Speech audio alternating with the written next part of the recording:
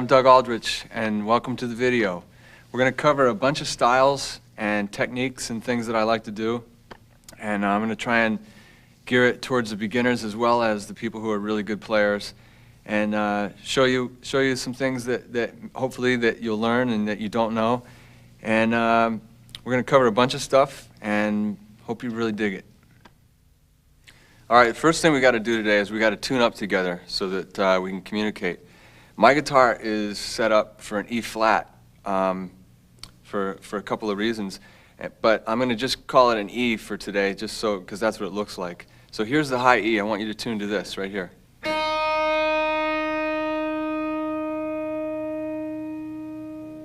And here's the E chord.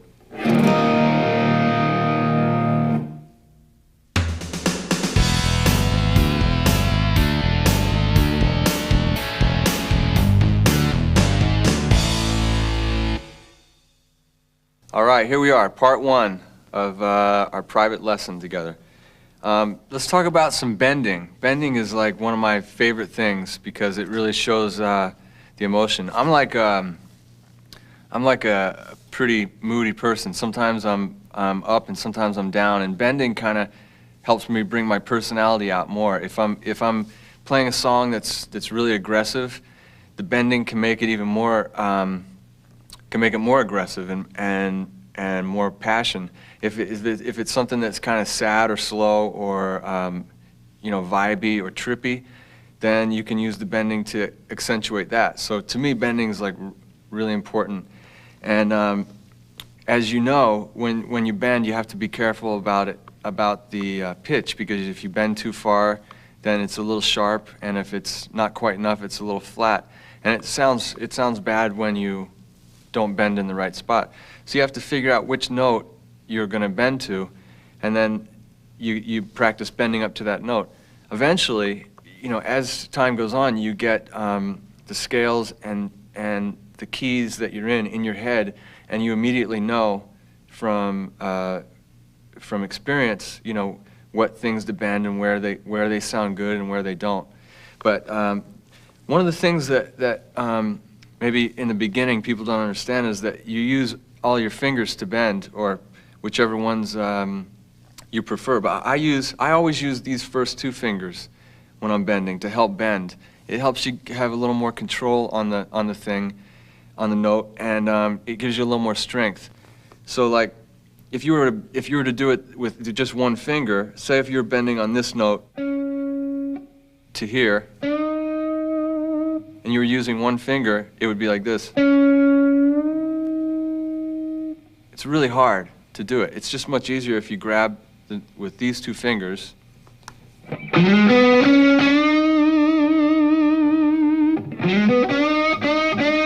And notice I'm bending to this, I'm bending a whole step to this note.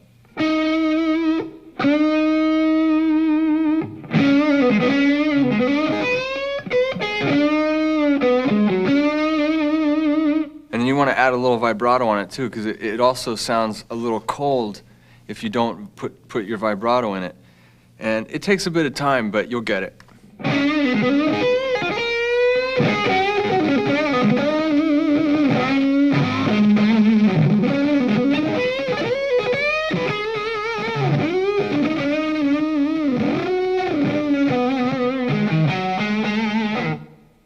You can bend anywhere on the neck or with any fingers that you want. Sometimes with your first finger, it is easy to bend with this one finger. That's the one time that it's okay to bend with one finger for me, and it's stuff like this.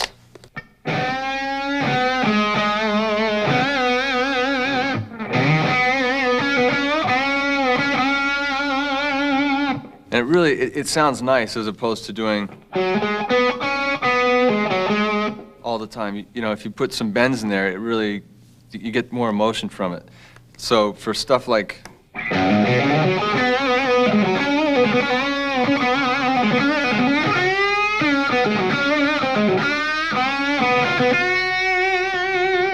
and what I'm doing there is I'm basically just sticking in the minor pentatonic and A again, and there's little patterns that you'll get to learn, and places where you bend that sounds good. If you're playing over an A minor chord, always this blues bending will work good.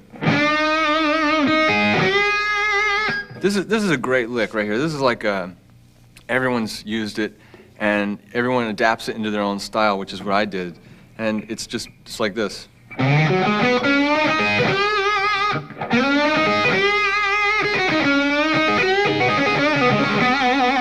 And you can do all kinds of different stuff. You can play it fast.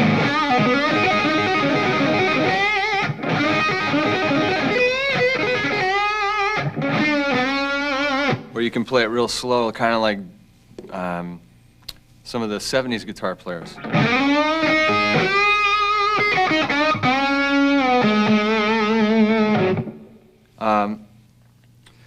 Some of the other bending on the other strings is a little more tricky, especially on the higher strings. If you're on this pentatonic pattern, you notice I'm using these two fingers again, and that's kind of important because otherwise it's a little hard to get a grab on it. So you notice I'm using those fingers all the time. It's what I do. That's my thing.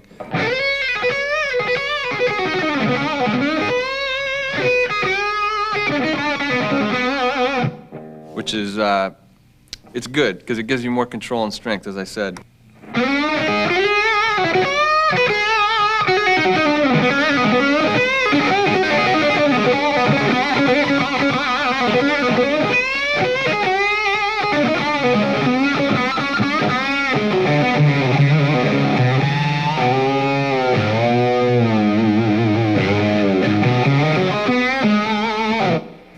So that I really dig all the bending thing. It really adds to the emotion of what you're trying to do. And you can, if you're in the middle of a fast lick, you can break it up with the bending.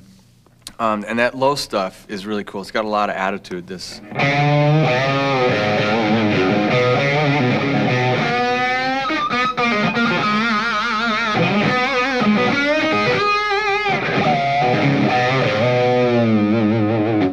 That's this pattern right here is another pentatonic pattern that you either know or you should know.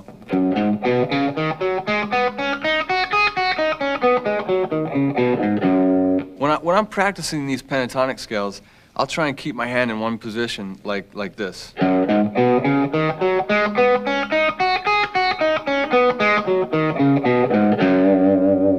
And this one would be like this.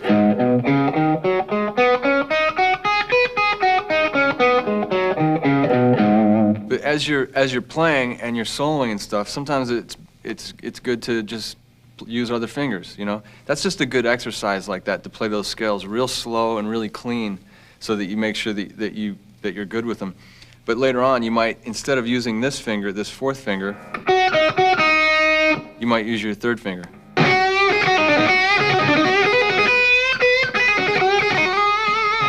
Because you can sometimes play faster, and also it frees up your pinky for higher notes.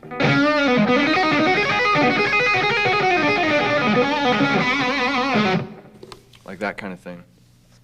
But to finish up on bending, it takes a long time to get really comfortable with it, and there's all over the neck, any scale or pattern that you play, there's going to be spots where it sounds good to bend. If we're in the key of A, like we've been playing in A minor over this type of thing, these patterns, those are some of the cool places to bend. If you go up to another pentatonic pattern in A, you're still in A. There's places here.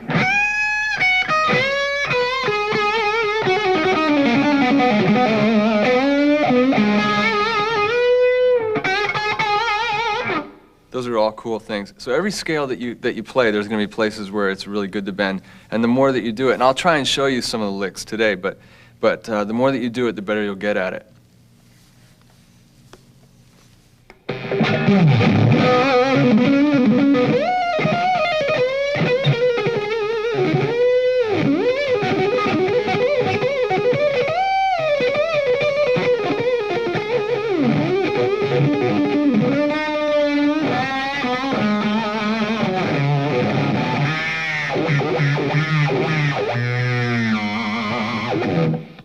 So that covers bending, single note bending. There's a couple other things you can do with the bending that sound really good. I kind of discovered it by accident because I might not have grabbed the note properly, and you end up hitting two strings at the same time and bending them together, and it's a really cool thing. It like sounds really aggressive and cool. This is what it sounds like right here.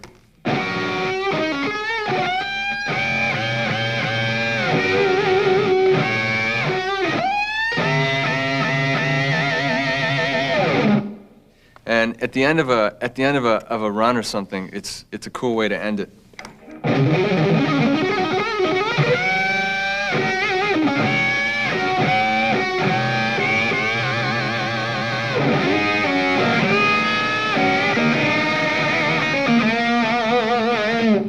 There's a couple different ways you can bend two notes. This one right here was off of this E minor pentatonic scale. And I'm bending it here. You can bend it here too.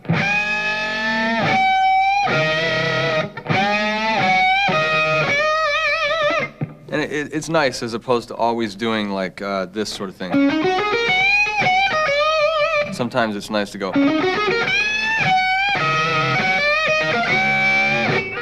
It's got a lot of emotion to it. Another type of thing is sometimes down by the nut in E, you can do these bends where you're having the E string ring out on its own, and you're bending up to an E from the D note here, stuff like this.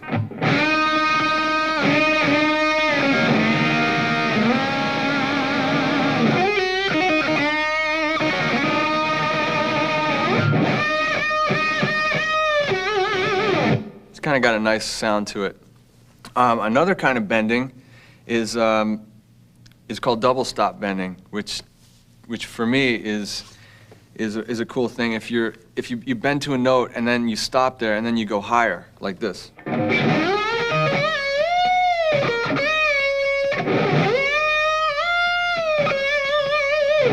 You're bending to this note here, and then you're bending up another, and then coming all the way down. So let me do it again real quick. You're bending to that note, and then you're coming all the way down, so it sounds like this.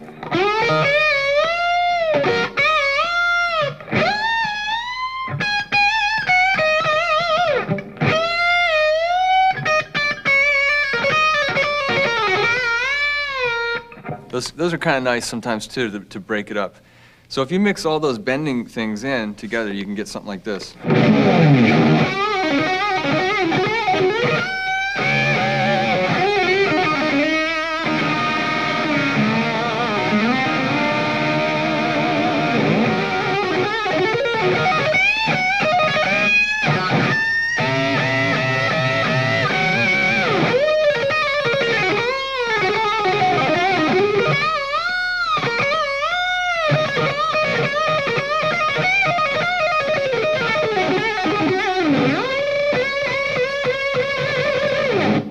Now that one I just ended on is a cool one too. I call it the Ernie bend because it sounds like you're saying the word Ernie. It's kind of like Ernie, Ernie, Ernie type of thing. This is a thing where you're basically, it's similar to this one, the low one I showed you. And you might hold this note here and bend this one up to it.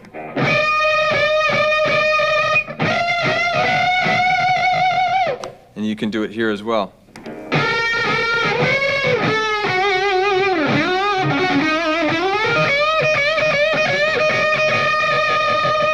And if you can get used to holding the fingers and doing that, you can kind of break it up a little like this.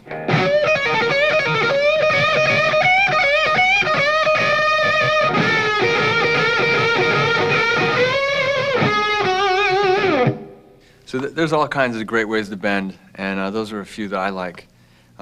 Next, I want to talk to you about one of the techniques that I really, really enjoy, which is staccato and legato runs, which is basically the way I look at it is staccato is kind of sharp and tight versus legato, which is smooth and it's long and it has a smooth effect. So staccato is like this type of thing.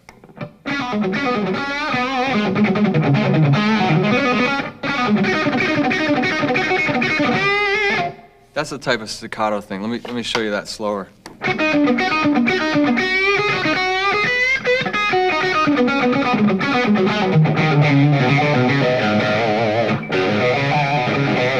And some ways that I like to use that is kind of like this.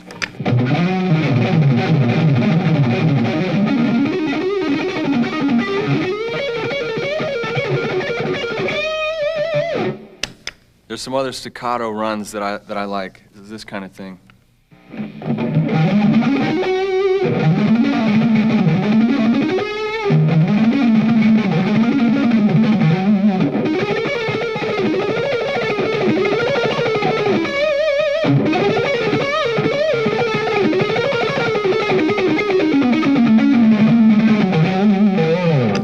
And you're basically picking the notes, all of them, and slow it would be like this.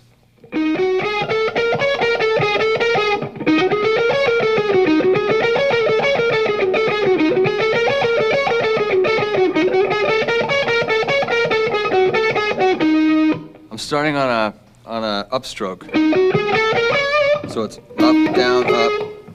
I'm starting on an upstroke, so it's up, down from there, starting on this note here.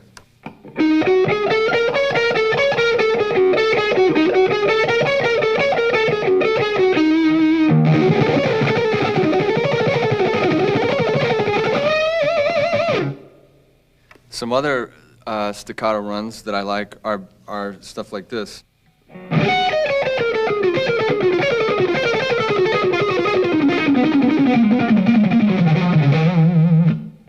And slow, that's kind of like this.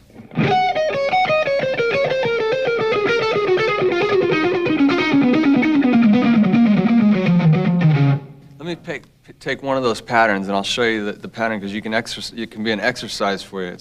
That's going to help you.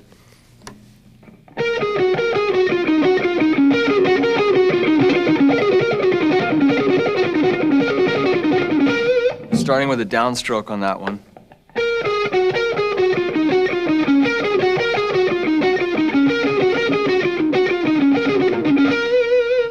And you just need to practice it real slow. And I don't use the staccato stuff a whole lot, but once in a while it's really nice.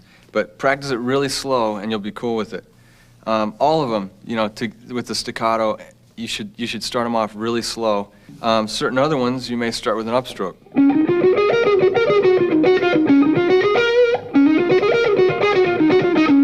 So that one I start with an upstroke.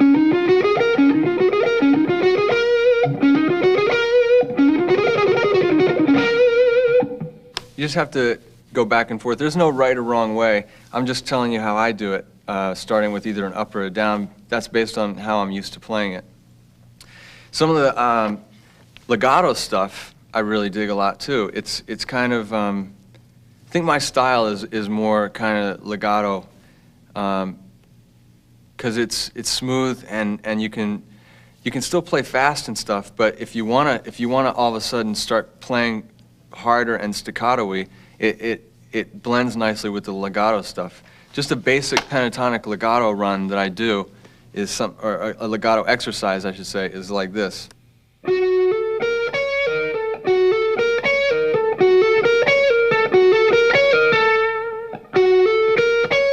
You can see I'm picking like that way.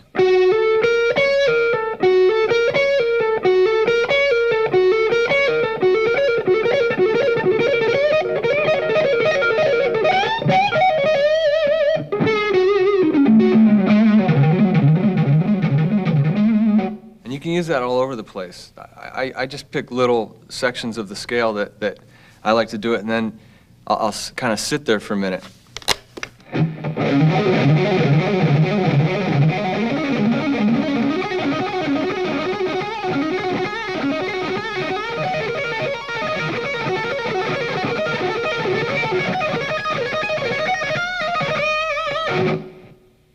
So that covered a couple different positions in the scale. We're in the key of E minor right now, and it started off on a pentatonic scale here. And I went into the next position of the pentatonic scale, then to the next spot. Then I hit the blues note. And I started to actually use my pinky as well with this one.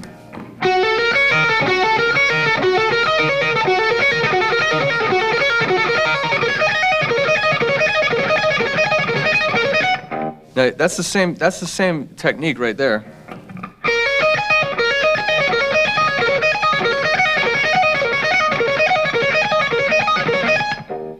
Still down, down, hammer, down, up, pull off, and then hammer. That's how it is, and it's always the same on that particular thing. And the reason why it doesn't sound like all the same back and forth is because I'm throwing in some bending and some changing it up a little bit. If it was always the same, it's like this. And it's cool and everything, but it's nice to change it up once in a while.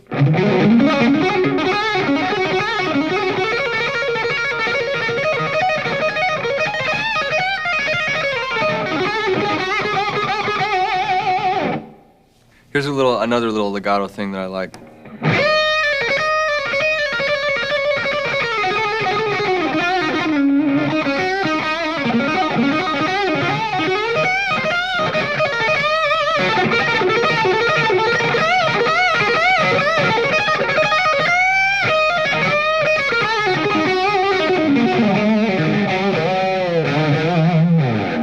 There's a couple other little ones too that are really cool that I should show you.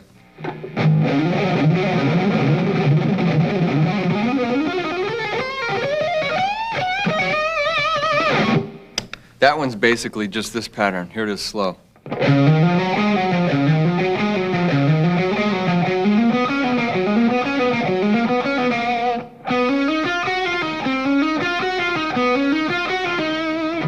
And here it is faster.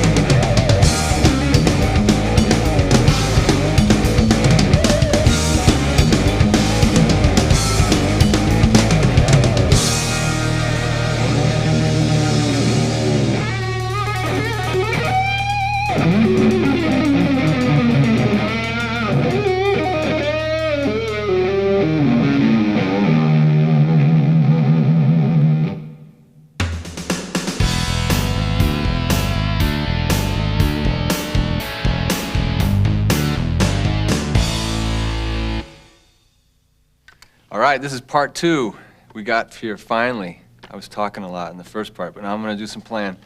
This is, we're going to talk about modes on the second part. Basically, we're talking about diatonic scales with the modes, and the first one's the Ionian mode. I'll play it in F right here.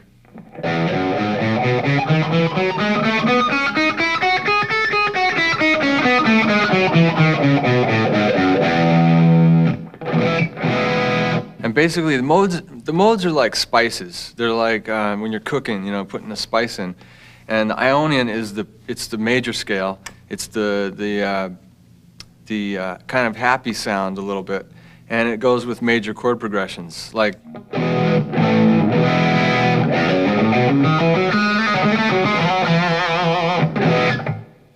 The next mode, and I'm going to get into a little bit of theory in this part as well. The next mode is the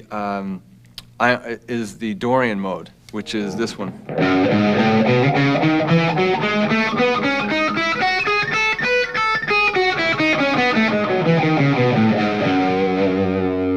Now, I'm going to play this again, but I'm going to play the Dorian mode in F, like I did the Ionian. This is F Dorian now instead of F Ionian.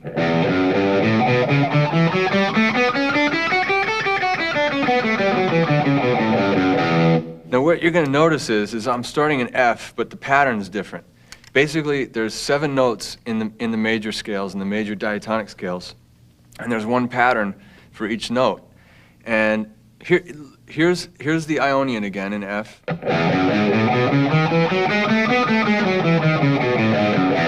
And here's the Dorian in F.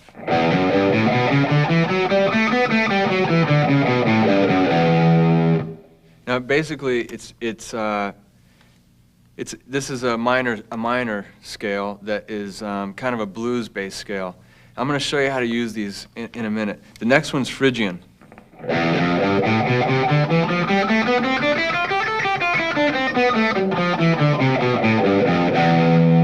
That's kind of like a Spanishy type of sound. So, for certain things that have that.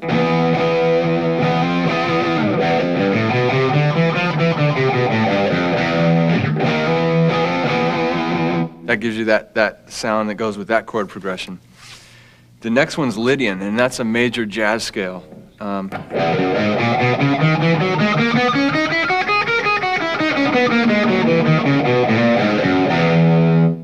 That one we probably won't be using too much today because we won't be playing jazz, but it's a major jazz scale. The next one's Mixolydian, which I'm sure you've heard of, and it's this one.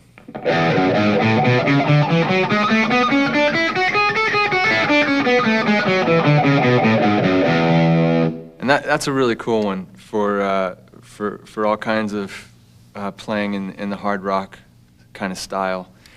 And the last one is, oh no, sorry. The next one is Aeolian, and that's the pure minor scale.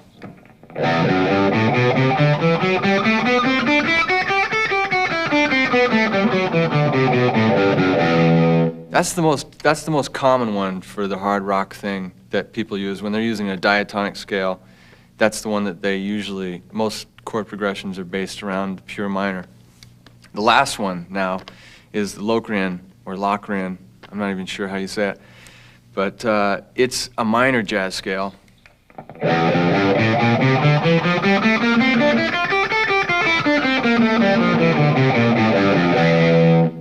Now, that one we won't be using much today either, but it's good to know.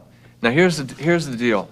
The diatonic scale, dia, means 7 tones for tonic. So diatonic is a 7-tone scale, and if you make one scale from each note, you're going to come up with an octave of scales so say in the key of F, we can take this first pattern in F Ionian,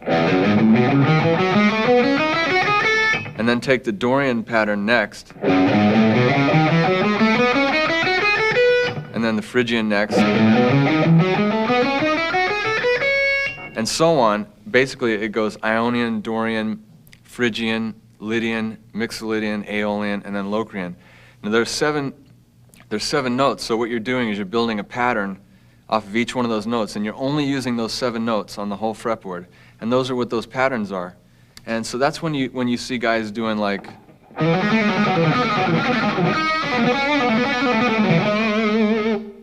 they're just going on those scales. They're just going back and forth. And here's kind of this is how I might do something like that.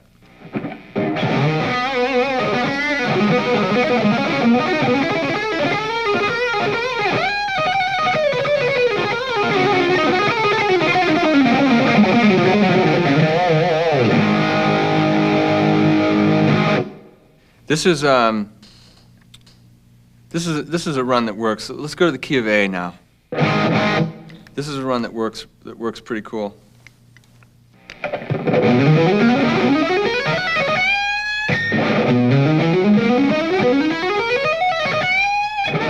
And that's basically taking 2 patterns, this one and this one here.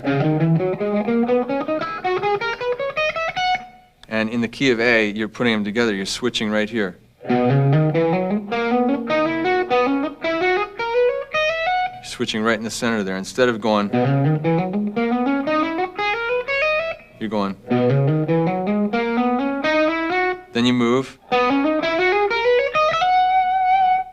So with these diatonic scales, it's limitless. And what you want to be able to do, the end result you want to be able to do, is for, if I said to you, I've got a pure minor progression or just a rock and roll progression that's a minor thing, you want to be able to take the Aeolian mode, which is the minor scale, the pure minor scale, and play it in any key. So if I said to you, play it in G, you take that pattern that's Aeolian,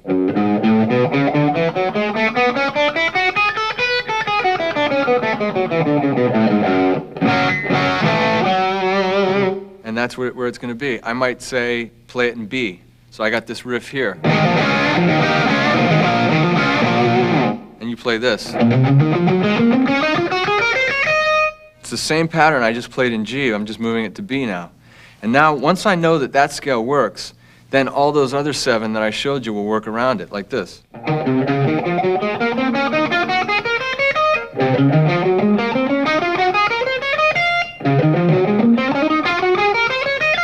So say you're like, okay, I like that one right there, and I'm in the key of B.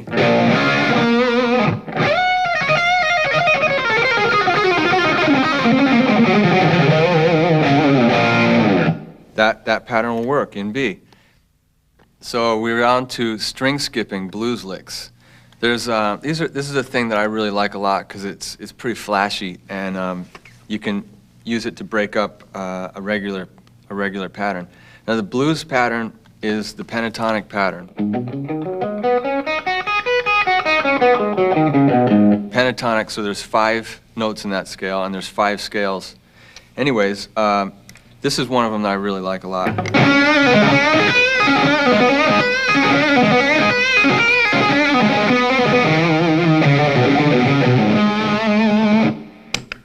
Slow, here it is, like this.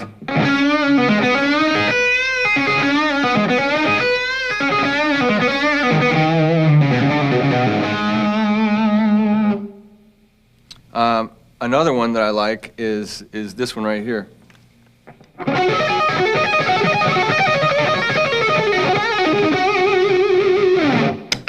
This is in the key of E, this one right here.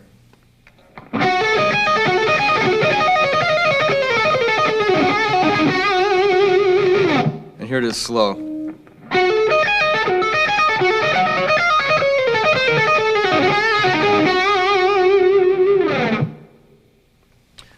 Another one that's pretty cool is this one right here.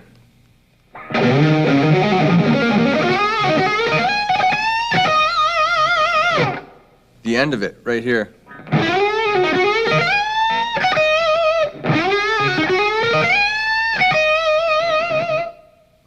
Here's one that's kind of a tricky little.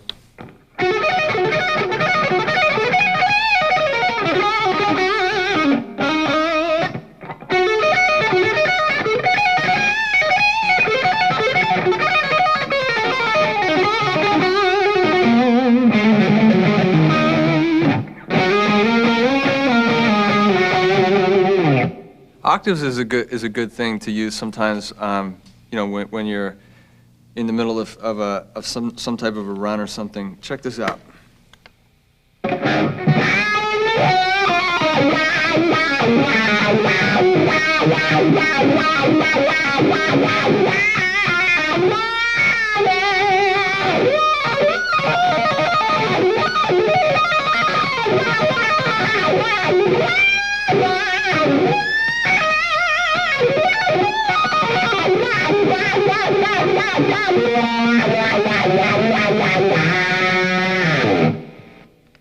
Now basically what's going on there is all kinds of string skipping from this one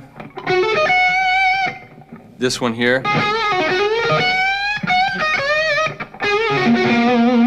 that one right there,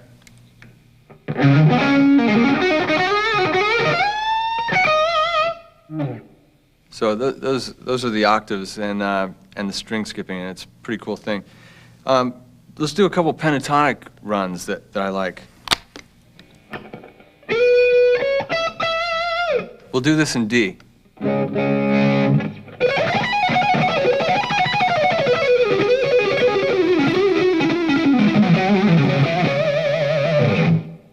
That's basically, that starts off on this D minor pentatonic. And you're stretching your fingers out.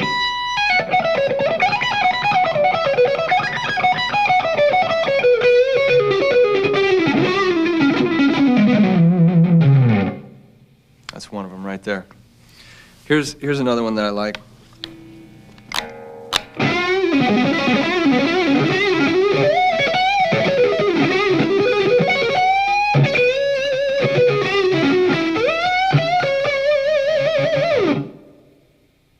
That's basically a couple of things. It starts off here.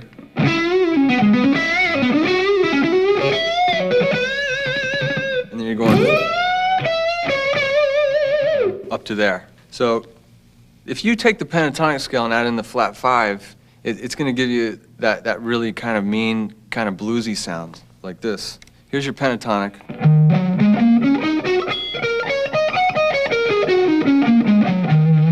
And here's the flat 5.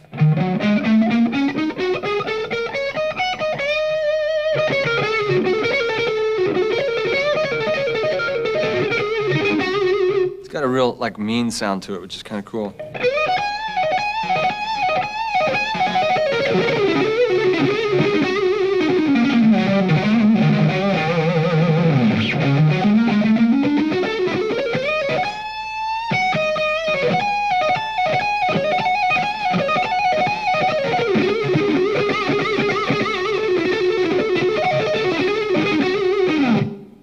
That's basically just a lot of little things using that. Instead of you're doing this pattern, you're doing this.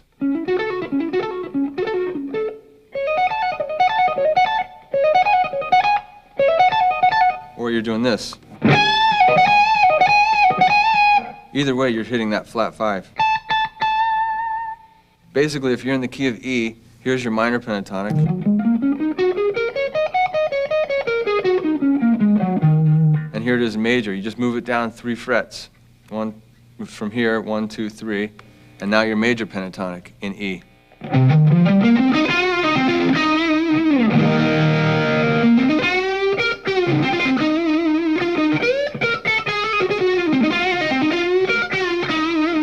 then if you slide it up, you're back into minor. And the two together is really cool.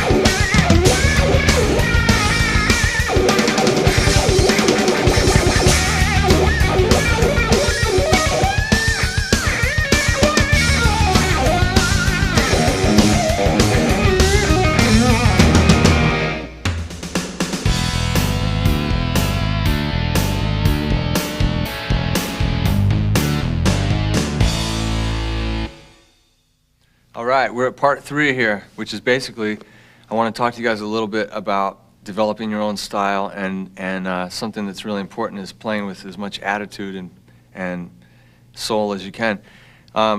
Developing your style comes from playing a lot. That's when you really get it, and you have to put the hours in, playing scales, playing chords, and sooner or later, probably, you know, it takes a little while, but you start to develop little things like what I do. A simple thing is, instead of just bending like this, I'll do something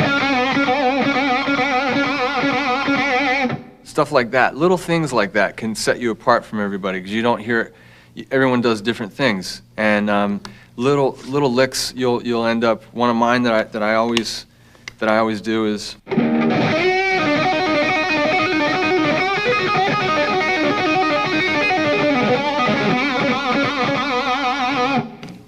That kind of thing.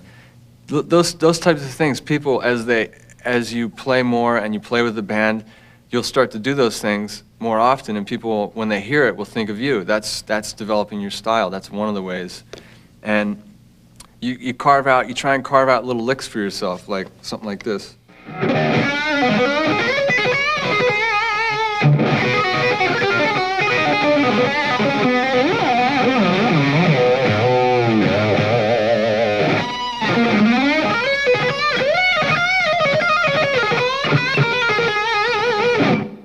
There's lots of little things that go into that make you have your own style. It's the way that you slide into a note, or the way that you bend it, or your vibrato, or the choice of notes that you pick, you know, as opposed to playing just the straight pentatonic. I like this Dorian mode a lot.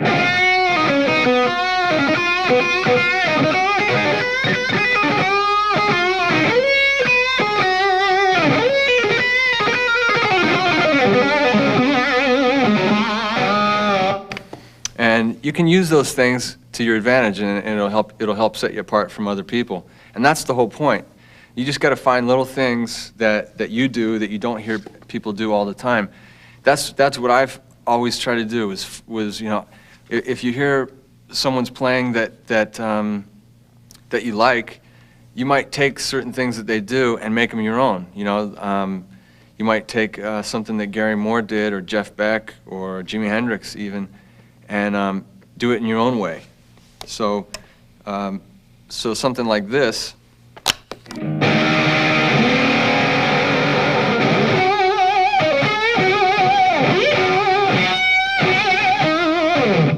It's kind of like a Hendrixy type thing, but there's lots of ways you can break it up and do it your own way.